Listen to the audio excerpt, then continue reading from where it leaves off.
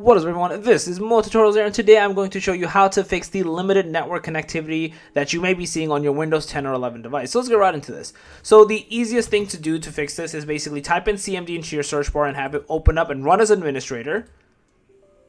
Once you do this, we're going to type in two specific commands in here. The first one is ipconfig /flush DNS to basically successfully flush the DNS resolver cache.